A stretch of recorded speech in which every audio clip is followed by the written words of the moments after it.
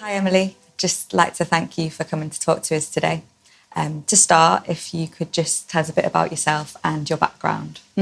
Sure. I'm the Director of Policy at Carers UK, and I've worked there for nearly 20 years, and I'm responsible for both the advice and information services directly to carers as well as our policy and media functions as well. So I've seen a lot of things change over the years, but some things remain very similar.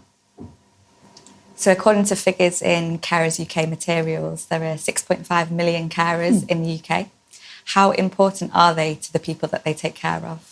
Well, actually, they're vitally important. People who have got long-term conditions or disabilities live in families, and we're principally talking about families and friends who care for their relatives. We looked at what's the money equivalent of that, and it's roughly £132 billion a year, which is effectively a second NHS. So it's an enormous value of support and input.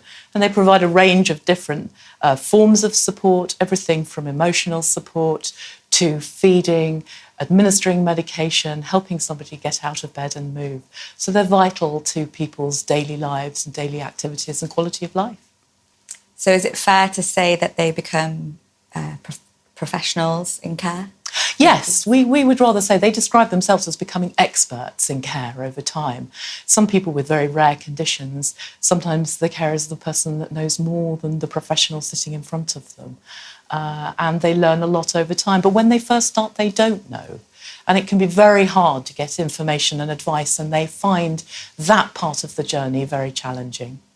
So how important is the carer's health and well-being to the person that they take care of?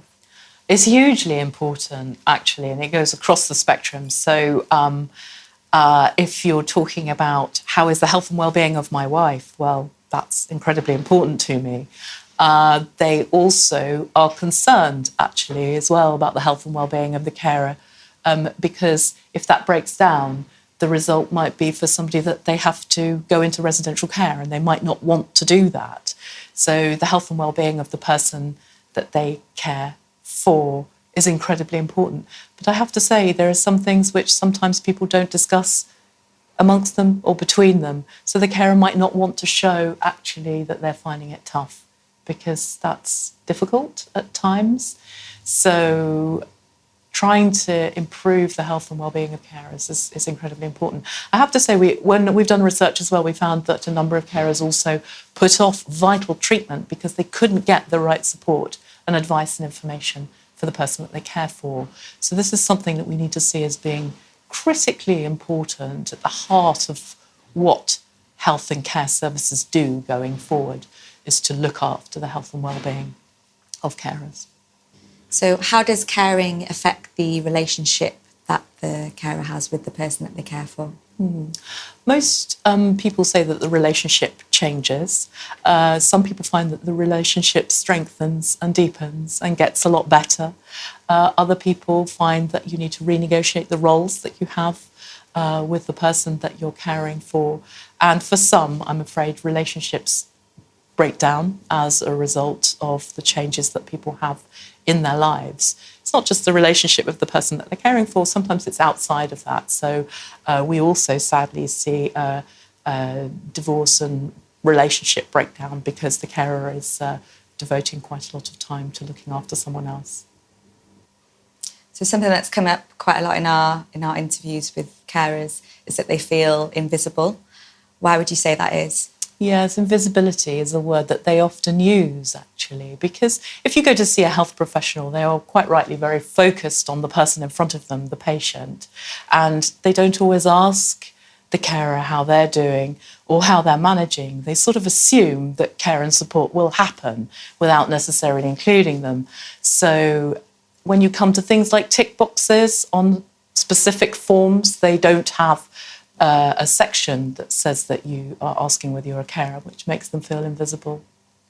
So how important is it for them to be identified or to recognise themselves that they are a carer? Well, we think it's hugely important to be recognised and identified. Our recent research showed that people take too long to recognise themselves and identify themselves as a carer. If they do that, and they do that early, and they get the right information and advice, it can help them to stay and work for longer. It can improve their health and well-being. It can improve the care that they feel that they're providing. And overall, it improves everybody's quality of life. So it's hugely important. People don't always like the label carer. They don't necessarily want to be known as that. Maybe a partner, wife, husband, son, daughter, niece, nephew, close friend. But some people find it hugely important to describe their role, particularly if they provide very significant care. So do you think that healthcare professionals recognise the importance of carers? Healthcare professionals are getting better at recognising carers, but they still focus very much on the patient.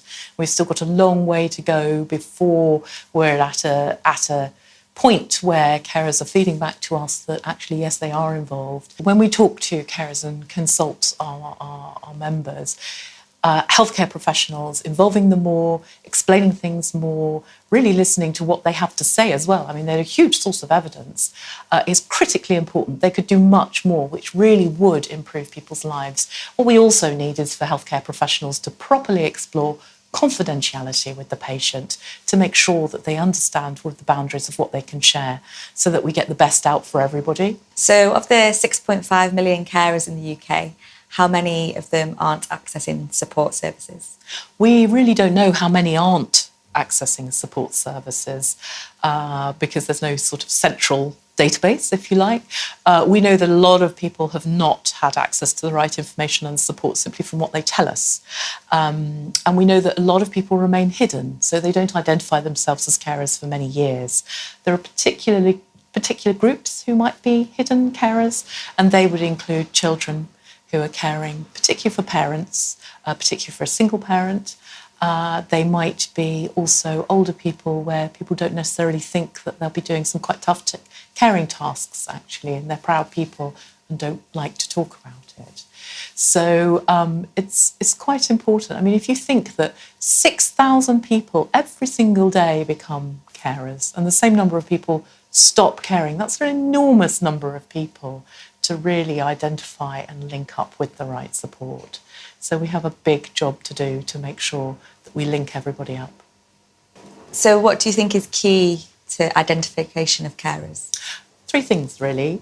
The first is understanding what a carer does, who they are, not to use the word carer, but are you looking after someone? The second thing is to understand what that means. Once you've identified somebody, what do you do with that information? How do you change your behaviour around that? And the third thing is to have some kind of understanding about what impact does that have. So, for example, if you're in a pharmacy and you get great advice, you identify somebody as a carer, you get great advice about the medication and side effects and how to manage things, what impact does that have? Does that improve carers' health and well-being? Does it reduce anxiety? Does it improve compliance? Those are very important things to know and understand for us as human beings who often like to help each other, but also that's also got a big tick for the bottom line as well for businesses. What scenarios could a carer be identified in? We have a number of different programmes of work where we look at best practice about how people are identifying carers, and there are a huge number of places that this can happen. So we have supportive employers who are looking at their employees who are carers and identifying them that way. Pharmacies locally have had different carer identification programmes. GP practices can do it. Certainly hospitals, when people come to visit and look at people coming through the door. Banks and financial institutions can look at third-party agreements. So there's a number of different ways that people can identify carers to make sure that they get the advice and information that they need. So would you say advice and information is the most critical form of support for carers? I would say that advice and information is actually the first step. And without that, it's very hard to move on to anything else. Most people, when they start caring, don't really know how things will unfold, and they quite often are learning on their journey, and you don't know what you don't know. So you're responsible for Carers Week in the UK. Can you tell us a bit about that and how it was set up?